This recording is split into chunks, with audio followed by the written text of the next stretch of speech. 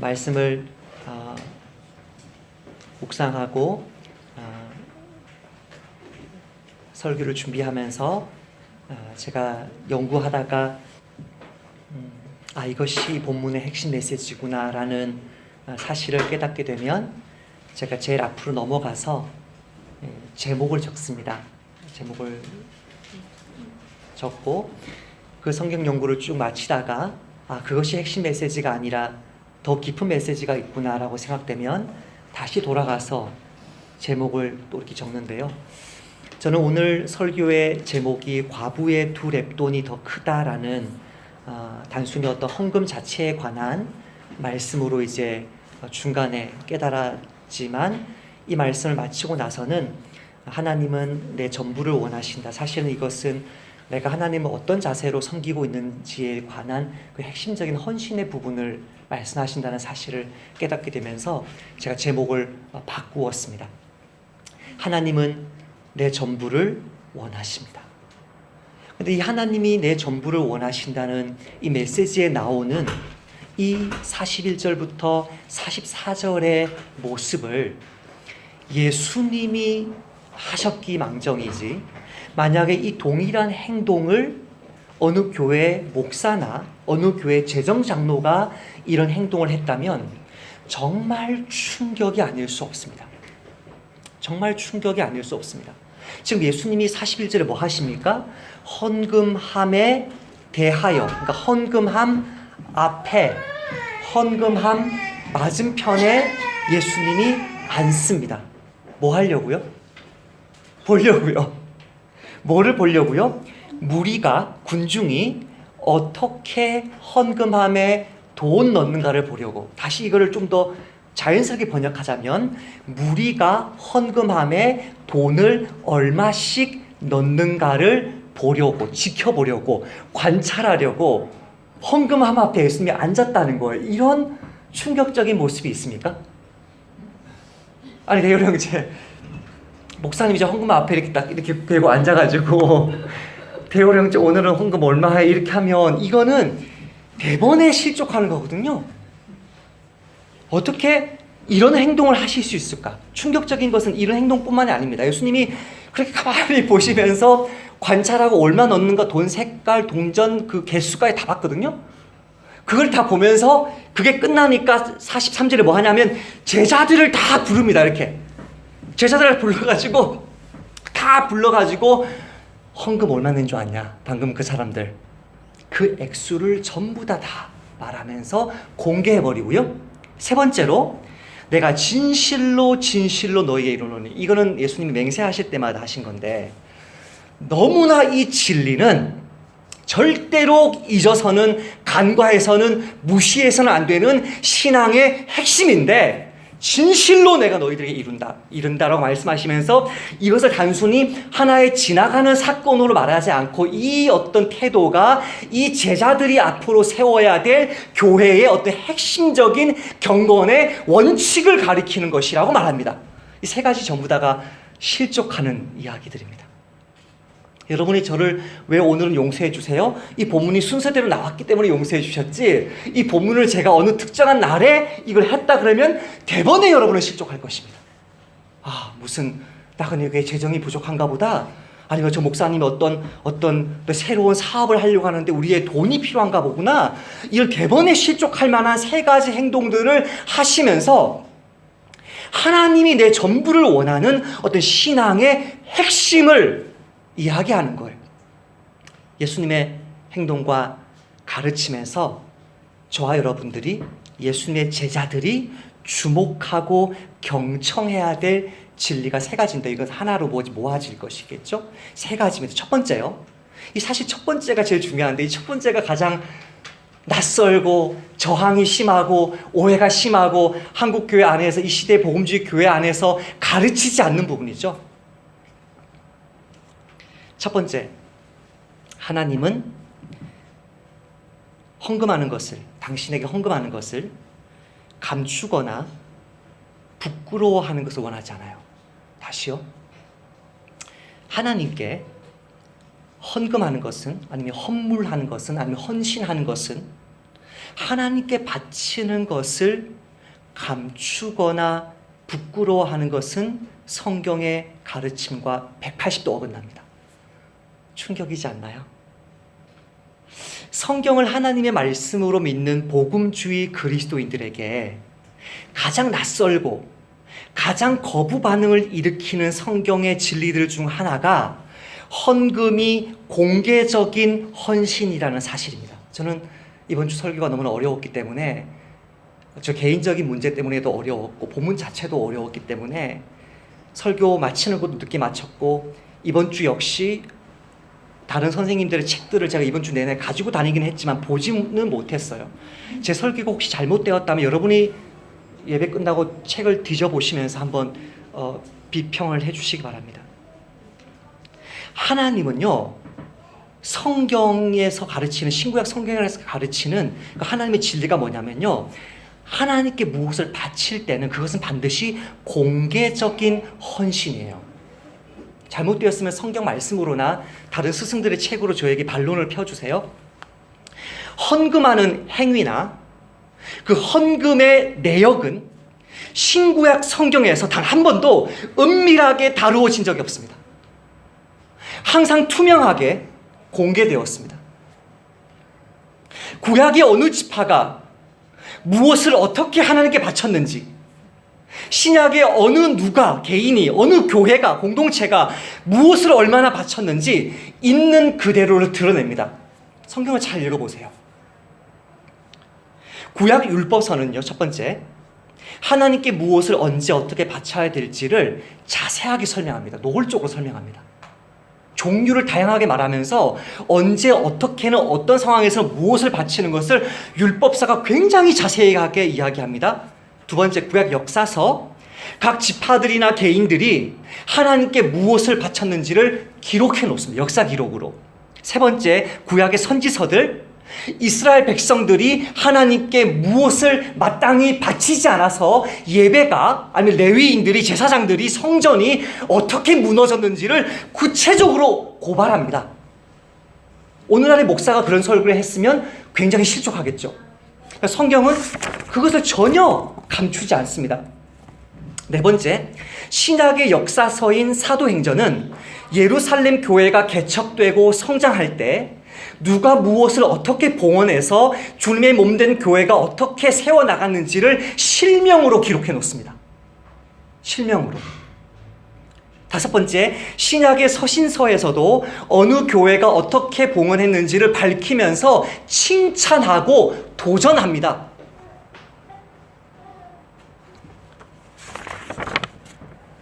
사도 바울 말씀인데, 형제들아, 하나님께서 마게도냐 교회들에게 주신 은혜를 우리가 너희에게 알리노니 환난의 많은 시련 가운데서 그들의 넘치는 기쁨과 극심한 가난이, 오늘 말씀과 동일한 말씀이죠. 많은 시련 가운데, 환난의 많은 시련 가운데 누가 이렇게 전심을 다한 봉사를 하냐면 편안하게 사는 사람들이 아니고요, 환난의 많은 시련 가운데 그들의 넘치는 기쁨과 극심한 가난이 그들의 풍성한 연보를 넘치게 하였느니라.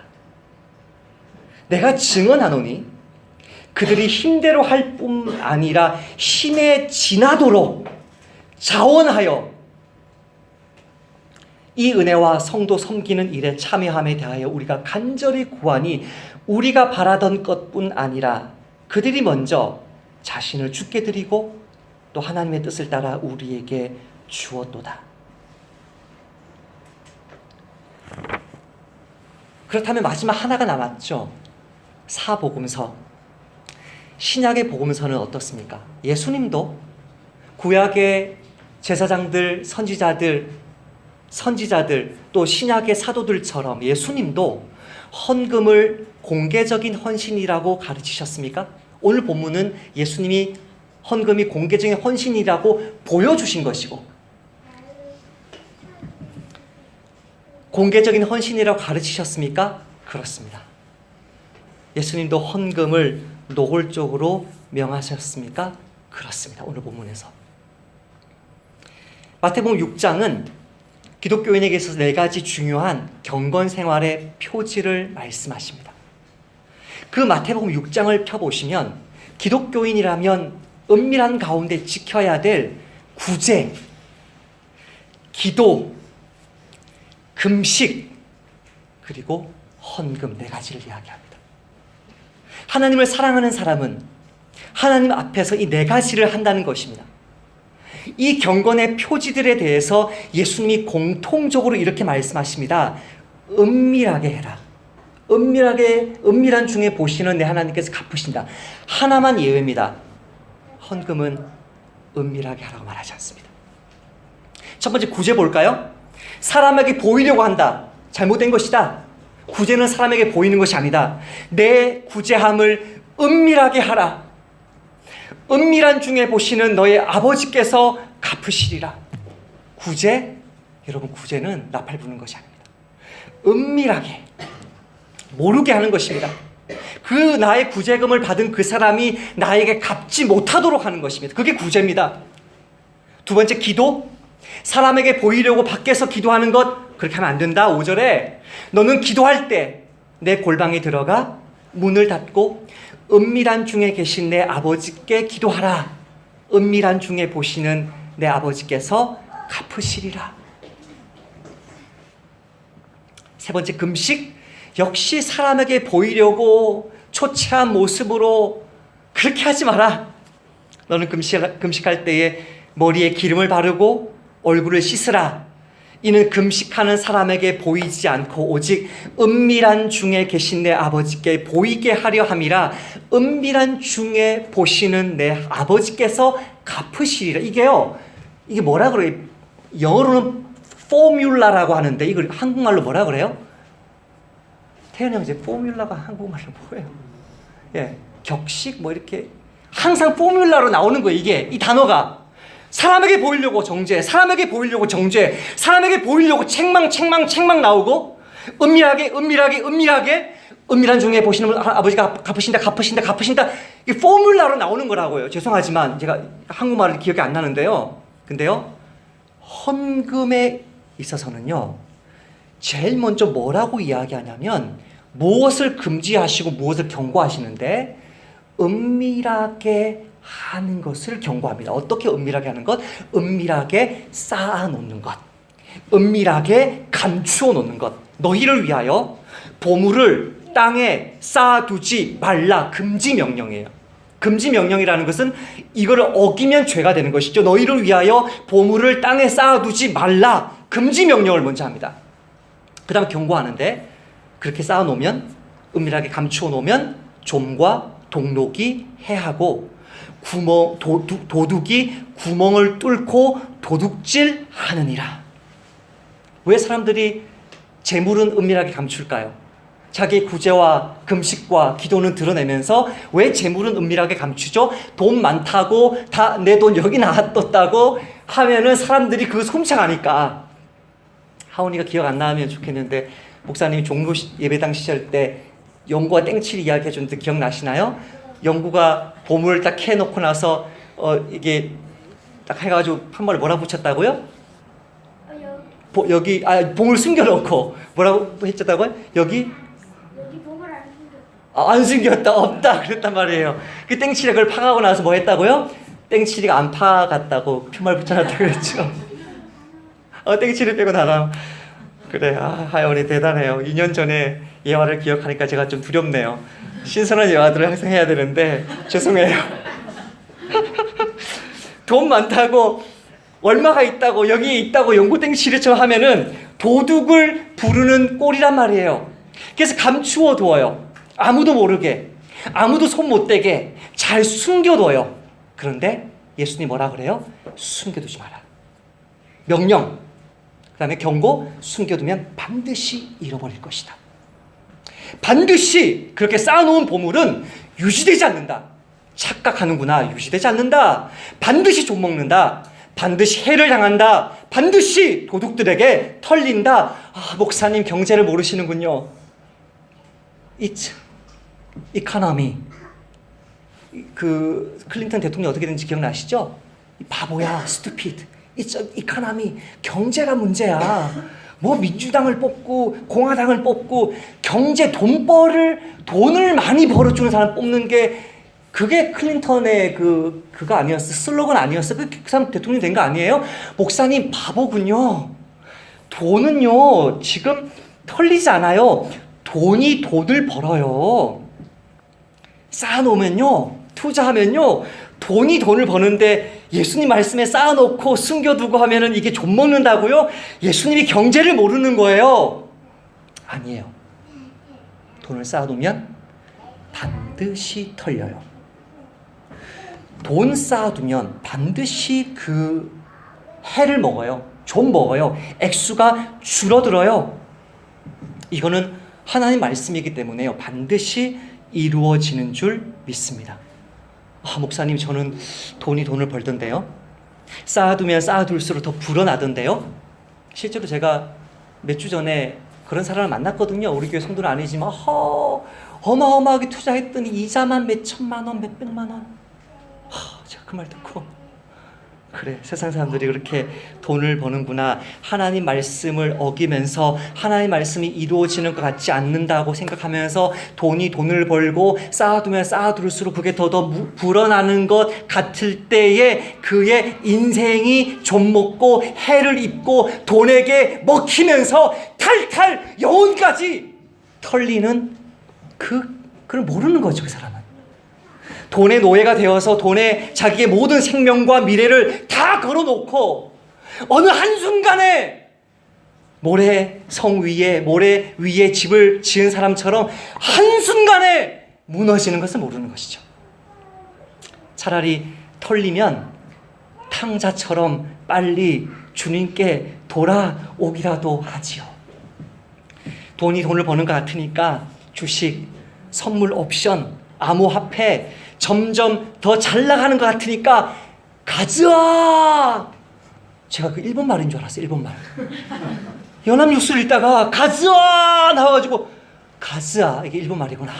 목사인데 목사가 또 알아야지. 뒤져보니까 이게 가즈아 이게 일본 말이 아니고요. 일본 말이 아니었을 때 얼마나 얼굴이 화끈거리든지 이게 그게 아니고 암호화폐 투자해놓고 이게 올라가즈아! 투자하러 가즈아! 이거였어요. 어마어마한 충격이었어요. 예? 전부 다 가즈아 하니까 이게 가는 것 같죠? 인생이 올라가는 것 같죠? 어느 순간에 점점 더 하나님이 기뻐하시는 삶에서는 멀어지고 돈의 노예가 되면서 하나님이 주시고자 하는 구원과는 멀어지는 어마어마한 해를 입는다는 사실을 알아야 돼요. 예수님이 뭘 비판해요? 헌금에 있어서는, 돈 문제에 있어서는 감추어 놓은 것을 비판해요. 반대란 말이에요. 포뮬라가 반대로 간단 말이에요. 그러면서 뭐라고 이야기해요? 사람들에게 드러내려고 하는 것이 문제인 구제나 기도나 금식과는 반대로 재물은, 돈은 사람들에게 드러내지 않으려고 하는 그곳에서 영적 타락이 시작된다라고 마태복음 6장에서 말한단 말이에요. 사람들 뭐라고 생각하냐면 헌금조차도 구제와 기도와 금식처럼 숨기는 것이라고 생각한단 말이죠. 그게 복음주의 그리스도인들의 오해란 말이에요. 마태복음 6장 24절에서 이렇게 말합니다. 한 사람이 왜 이렇게 재물에 관해서만은 세 가지와 다른 어떤 태도를 말했는지가 여기 나오는데요. 마태복음 6장 24절에 한 사람이 두 주인을 섬기지 못할 것이니 혹 이를 미워하고 저를 사랑하거나 혹 이를 중히 여기고 저를 경히 여김이라. 너희가 하나님과 재물을 겸하여 섬기지 못하느니라. 기도, 금식, 구제는 상급을 받는 문제였습니다. 너희들이 그 은밀하게 해야 될 것을 은밀하게 하지 않으면 이미 상을 받았기 때문에 상이 남아있지 않다고 얘기했습니다. 그러나 헌금, 돈에 관한 문제는 우상 숭배의 문제이기 때문에, 구원에 관계된 문제이기 때문에 이것은 상급을 받느냐 못 받느냐 문제가 아니라 너의 삶 자체가 누구를 주인으로 섬기고 있느냐의 그 본질적인 문제이기 때문에 이거는 감추어서는 안 된다라고 이야기한 것이죠. 사도 바울이 로마서에서 동일한 말씀을 합니다. 너희 자신을 종으로 내주어 누구에게 순종하든지 그 순종함을 받는 자의 종이 되는 줄을 너희가 알지 못하느냐. 혹 죄의 종으로 사망에 이르고 혹은 순종의 종으로 의에 이르느니라. 너희가 그 돈을 my precious, 이렇게 소중한 것, 이렇게 귀한 것, 그렇게 사랑하고 섬기고 복종하면 너희들은 그 돈의 종이 된다. 예수님 말씀과 동일한 거거든요.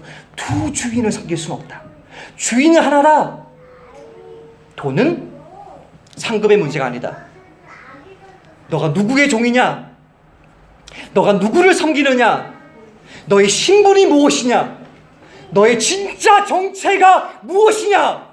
그 문제를 다루는 것이기 때문에 예수님은 기독교인의 경건에서 네 가지 가장 중요한 이 네 가지를 이야기하면서 헌금만은 오히려 세 가지와 반대로 감출 것이 아니라 드러내야 된다.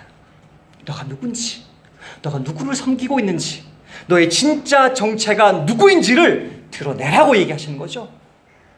그러니까 신구약 성경에서 또 여러분 교회사를 읽어보세요. 한국 교회사를 읽어보시든 전 세계 교회사를 읽어보세요.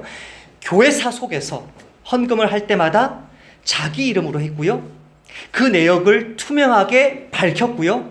내 주인은 하나님이시지 돈이 아닙니다 라는 공개적인 태도로 항상 헌금을, 하나님께 드리는 헌물을 다루었다는 사실을 기억해야 됩니다.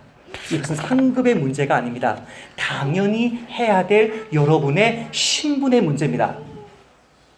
묵상하면서 이런 생각을 해보았어요. 여러분이 어느 헌금을 했어요? 어느 큰 헌금을 교회에 했는데 그 목사님이 혹시 재정부장 장로님이 고맙습니다 라고 말하면 무언가 이상한 것입니다. 왜 고맙죠? 그러면 큰일 나는 것입니다. 그 돈이 자기들 겁니까? 오히려 뭐라고 이야기해야 되냐면 잘하셨습니다. 여러분이 다른 봉사들 같은 경우에는 몰라도요, 헌금하는데 하나님이 고맙다, 내가 돈이 없었는데 그렇게 말하지 않아요. 잘했다, 착하고 충성된 종이다, 그렇게 말하는 거죠. 그것이 선교 헌금이든 건축 헌금이든 어떤 헌금이든 예수님과 그의 제자들의 눈에, 하나님과 그분의 구약 백성들의 눈에 확연히 드러나는 것을 감추거나 부끄러워하지 말라는 거예요. 그런 가르침은 성경에 없단 말이에요. 그런 역사는 없단 말이죠. 그렇게 하는 교회라면 무엇인가 잘못이 있는 것이죠. 얼마를 들어와서 어떻게 썼는지를 밝히지 못하는 교회, 뭐가 모르게 잘못된 것이죠. 뭔가 모르게 헌금을 익명으로 감추고 싶은 사람은 혹시라도 자기 속에 다른 돈에 대한 어떤 탐욕이 있는지를 의심해 봐야 되는 것이죠. 하나님은 그것이 하나님을 섬기는 것이 아니고 우상 숭배라고 말씀하시고 돈의 종이 되어 있는 멸망할 사람들의 풍습이라고 말씀합니다. 이 진리를 깨달으면 오늘 예수님의 말씀이 확연히 이해가 됩니다. 아, 예수님의 행동은 당연한 것이었구나. 신구약 성경의 전통을 그대로 이어가신 것이구나. 그것을 제자들에게 불러서 공개한 것이 당연한 것이구나. 이것이 신앙의 핵심이라고 가르친 것이 너무나 지극한 것이었구나. 이것이 신앙의 핵심입니다. 오늘 헌금함이라고 나오는데 이 헌금함이라는 이 헌금함의 헬라어가 뭔지 아세요? 가자예요. 내가 깜짝 놀랐어요. 가자예요, 가자. 이걸 가자 이렇게 읽으면 돼요. 비트코인이 아니라 암호화폐가 아니라 주식과 선물 옵션이 아니라 하나님이 원하시는 삶은 헌금함으로, 오해하지 말고 제발 들어주세요. 정말 조심스러운데요. 헌금함으로 가자 달려가는 것이 지극히 정상이라는 것을 이해하고 이 말씀을, 이 진리를 예수님이 두 가지로 어떻게 적용하는지를 살펴보시죠. 첫 번째, 헌금하는 것이 공개적인 것이고 드러나야 되는 것이고 상급의 문제가 아니라 헌신의 문제고 이것은 그의 정체의 문제라는 이것 진리가 명확해졌다면 두 가지를 예수님이 이야기하시는 첫 번째, 헌금은 남는 돈으로 드리는 것이 아니다. 헌금은 먼저 떼는 것이다. 이것은 부자들의 모습에서 예수님이 부정적으로 가르칩니다. 헌금은 남는 돈으로 드리는 것이 아니다. 헌금은 떼어 드리는 것이다. 민지야, 목사님 말이 하나도 이해가 안 될 거야. 그냥 너 오늘 태어나서 교회 처음 온 애거든요, 민지가. 저 아침에 민지를 보면서 얼마나 놀란지 몰라요. 왜 민지를 오늘 하나님 부르셔가지고 오해하기 딱 좋게 이렇게 민지를 오늘 데리고 오셨어요 했는데 정임 자매가 저에게 목사님 민지가 오늘 교회에 온 것은 기적이에요. 그 말 듣고 주님의 리더십에 순종합니다. 민지야, 들리는 말씀만 들었으면 좋겠어. 헌금은요, 남는 돈으로 드리는 게 아니고요, 먼저 떼어 드리는 것입니다. 자, 부자들의 모습을 보겠습니다. 예수님은 부자들을 책망하거나 그들이 부자이기 때문에 비판하거나 그들의 어떤 돈이 부정한 돈이라는 인상을 전혀 주지 않습니다. 하나님은 부자를 책망하거나 부자를 비판하신 것이 아니라 그 부자가 어떤 태도로 하나님을 대했는지를 비판합니다. 본문을 한번 읽어볼까요? 44절 말씀을 제가 읽어볼게요. 그들은 다 그 풍족한 중에서 넣었거니와, 이거를 제가 번역해 볼게요. 한국말로. 제가 두 가지로 더 이해가 쉬운 말로 두 가지로 제가 밑에 번역해 놨는데, 그들은 다 풍족한 중에서 넣었거니와가 이게 어떤 번역이냐면, 그들은 다 충분히 쓰고 남는 것에서 넣었거니와, 혹은 그들은 다 남아도는 여유 자금으로 넣었거니와예요. 핵심은 어떤 번역이 들어가야 되냐면 남았다는 거예요. 그 돈은 남는 돈이었다는 거예요. 자기가 쓸 거 다 쓰고 남는 돈이 그 중에서 넣었는데 컸다는 거예요. 부자를 책망하거나 부자를 비판하신 것이 아니라 하나님께 용돈 드리듯이 자기가 쓸 것을 충분히 다 쓰고 남은 돈을 드리는 그 태도, 그 불경스러운 태도를 폭로한 것입니다.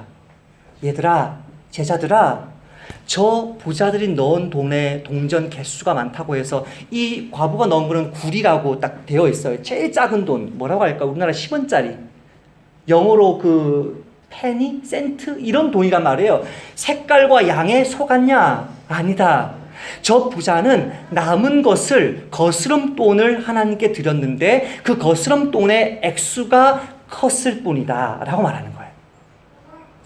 지금 같은 장 12장에 있는 예수님 말씀에 어떤 말씀에 걸리냐면 17절 말씀입니다. 이에 예수께서 이르시되 가이사의 것은 가이사에게, 하나님의 것은 하나님께 바치라. 이게 하나님 것은 누구예요? 하나님의 형상으로 지음받은 저와 여러분이에요. 하나님은 누구예요? 우리를 하나님의 형상으로 지음받은 창조주고 구원자예요. 그분께 바쳐라. 하나님의 형상으로 지음받았으니까 하나님 것이고 자신을 전부 하나님께 바치는 것이 지극히 올바르고 당연하고 합당한데, 이 부자들의 태도에서는 하나님 앞에서 그런 태도가 없었다는 거예요. 과부 역시 마찬가지입니다. 예수님은 과부의 그 구리동전 둔잎에 주목하신 것이 아닙니다. 그 과부가 그 적은 금액을 어떤 자세로, 어떤 태도로 드렸는지 꿰뚫어 보셨기 때문에 그녀를 공개적으로 칭찬하셨습니다. 동일한 12장 말씀인데요. 29절, 30절 말씀 저와 여러분 함께 읽어보십시다. 시작. 예수께서 대답하시되 첫째는 이것이니 이스라엘아 들으라. 주 곧 우리 하나님은 유일한 주시라. 내 마음을 다하고 목숨을 다하고 뜻을 다하고 힘을 다하여 주 너의 하나님을 사랑하라 하신 것이요. 무엇이 반복되었습니까? 다.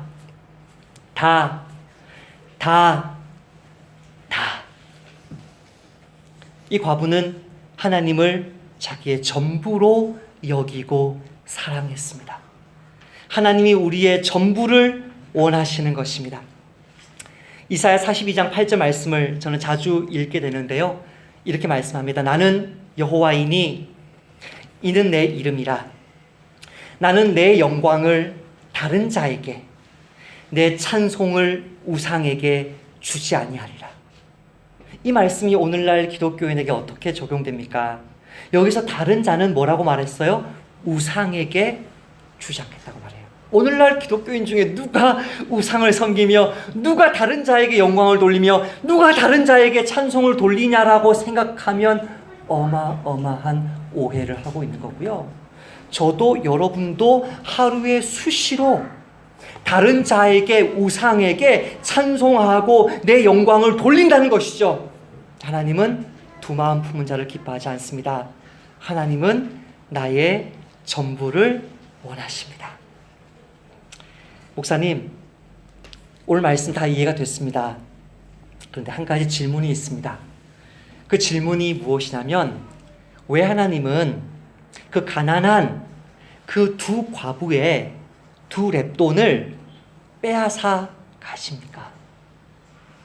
나그네 교회도 그런 교회가 될 수 있겠지만 또 여러분 중에 그런 교회라고 오해하실 수 있는 분도 있을 수 있겠지만 또 우리 주변에 있는 교회들 가운데 그런 교회가 있을 수 있겠지만 왜 교회는 가난한 그 과부의 두 렙돈을 하나님께 바치라는 이 본문을 이렇게 기록해 놓고 설교를 합니까?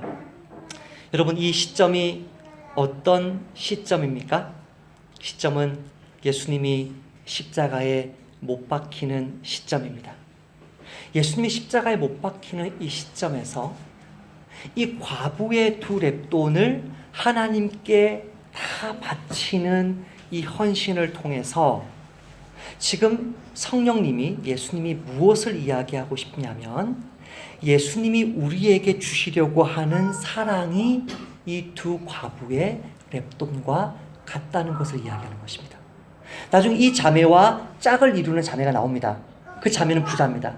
근데 그 두 자매도, 그 두 번째 자매도 자신의 향유 옥합을 완전히 깨어서 바치는데 그 액수가 노동자의 1년 연봉이죠. 그러니까 3천만 원, 3,600만 원의 돈을 다 바치는 거죠.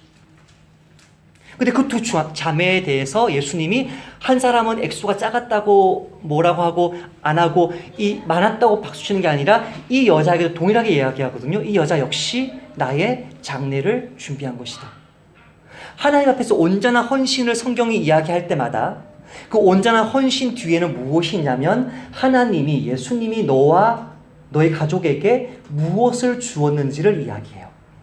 아까 사도 바울이 환난과 핍박 중에 있었던 그 성도들이 가난한 중에, 시련 중에 자기의 모든 것을 힘에 지나도록 바쳤다고 이야기하면서, 이게 5절까지 제가 읽었는데요, 그 밑에 절에 9절에 뭐라고 사도 바울이 이야기하냐면 우리 주 예수 그리스도의 은혜를 너희가 알거니와 부요하신 이로써 너희를 위하여 가난하게 되심은 그의 가난하심으로 말미암아 너희를 부요하게 하려 하심이라라는 예수님의 십자가 사랑 위에 이 교회의 헌신이 있다는 것을 이야기해요.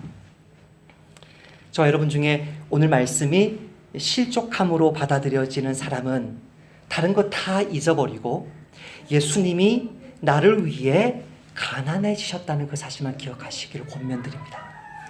오늘 말씀이 하나도 이해가 안 된다. 그 사람들은 예수님이 자기의 목숨을, 마음을, 뜻을, 힘을 다해서 나를 위해 사랑해 주셨구나. 그 사실을 기억하면 됩니다. 그 사실을 기억하고 기뻐하는 목사는, 그 사실을 깨닫고 그 사실 때문에 감격하고 감사하는 성도들은 주님의 그 크신 은혜를 이제 자기 삶으로 가정과 교회를 섬기고 봉사하는 것으로 열매 맺을 것이고, 그 주님의 십자가 사랑이 아직도 이해되지 않는 사람은 교회가 하는 게 뭐냐? 모여라, 돈 내라, 집 짓자. 김용옥 교수가 비난했던 그것처럼 교회를 볼 것이지만, 지난 2000년 역사 속에서 부하든 가난하든 두 렙돈을 바치든 향유 옥합을 깨트리든 그분들의 헌신 통해서 교회가 세워져 왔다는 것을 우리는 의심하지 않습니다. 저는 나그네 교회 2년 3개월을 짧게 목회했지만 지난 한 주간 가장 어려운 시간들을 보냈습니다. 제가 이제 오해를 했기 때문이었습니다.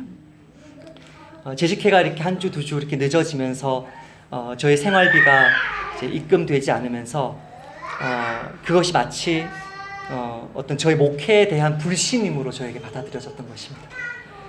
아내는 모릅니다. 아내는 지금 청혼했을 것입니다. 있는 돈 없는 돈 다 털어서 생활비는 주었지만 저에게는 남는 돈이 하나도 없는 것입니다.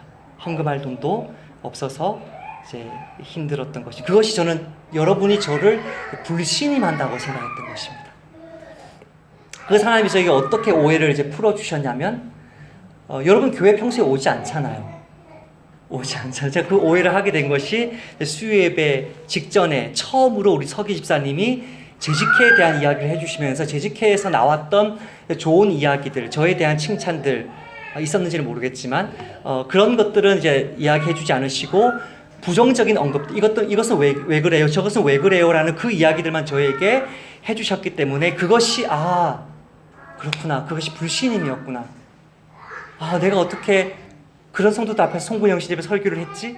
어떻게 해서 이렇게 제가 오해를 하게 되면서 너무나 힘든 시간을 가지게 되었고, 그것이 저희가 앞으로 나아가야 될 어떤 목회를 할 수 있을 것이냐 없을 것이냐, 저의 어떤 제 자리와 관계되는 문제라고 생각했기 때문에 아내에게 처음으로 이제 교회 이야기를 2년 3개월 만에 처음으로 하게 되면서 마음의 준비를 하자라고 이야기하고, 이제 눈물로 이제 서러움과 아픔의 눈물로 이제 울고, 저는 이제 울지는 않고 새벽마다 일어나서 이제 말씀 기도를 통해서 제가 무엇을 붙들어야 되는지, 내가 들은 어떤 그런 이야기를 붙들어야 되는지, 하나님이 오늘 아침에 주신 말씀을 붙들어야 되는지, 그렇게 이제 목, 금, 토 3일을 이제 말씀을 붙들면서 이제 살아오는 거죠.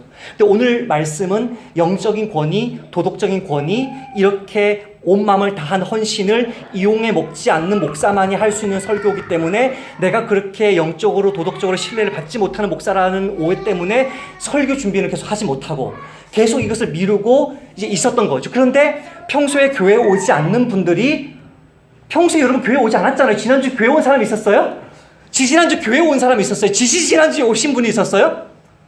수요일날 그 사건 일어나고 나서 목요일날 한 사람, 금요일날 한 사람, 토요일날 한 사람, 다 제각기 자기의 이유 때문에 교회를 찾아와서는 제 마음을 하나 풀어주면서, 어제는 클라이막스로 그 형제는 나를 안고 그냥 같이 펑펑 울어주면서 제 오해가 풀려버렸어요. 그러면서 제가 이 설교를 할 수 있다는 것을 하나님이 저에게 알게 하셨고, 그때부터 설교를 준비하면서 이제 계속 늦어졌던 것이죠. 나그네 교회는 지난 2년 3개월간 공개적으로 드러내는 것이 합당한 그 형제 자매들의 헌신으로 지금까지 왔습니다. 2년 3개월 중에 딱 한 번 재정적인 위기가 찾아온 것이 언제인지는 여러분은 모르실 것입니다. 그때 위기가 찾아왔을 때 어떤 형제가 유산으로 받은 것에 11조를 냈습니다. 그래서 그 재정이 메꿔졌습니다. 나는 태어나서 유산을 11조 바치는 사람 못 봤습니다. 교육자 생활을 20년 가까이 했는데, 나그네 교회가 이렇게 따뜻하게 예배당에 앉아서 저 히타를 켜는 것이 과부 같은 자매들의 형제의 헌신으로 지금까지 왔습니다. 나는 그것을 압니다. 우리가 목사를 신뢰할 수 없다면 조용히 정말 신뢰할 만한 목사를 찾아야 됩니다. 성도들에 대한 오해가 있다면 풀어야 됩니다. 그러나 핵심은 무엇입니까? 주 앞에 드리는 헌신은 부끄러워해서는 안 된다. 그것은 감추는 것이 아니다. 그리고 그 헌신은 자기의 생명을 전부 다 내어주시고 완전히 십자가에 다 털리신 그 주님의 사랑을 아는 자만이 할 수 있는 헌신이다. 이 사랑을 자기 삶으로 정말 알아서 그 목사의, 그 성도의 헌금 내역이 구체적으로 밝혀져도 아무런 부끄러움이 없는 그런 목사와 성도들로 나그네 교회가 세워지기를 주님의 이름으로 축복합니다. 기도하겠습니다.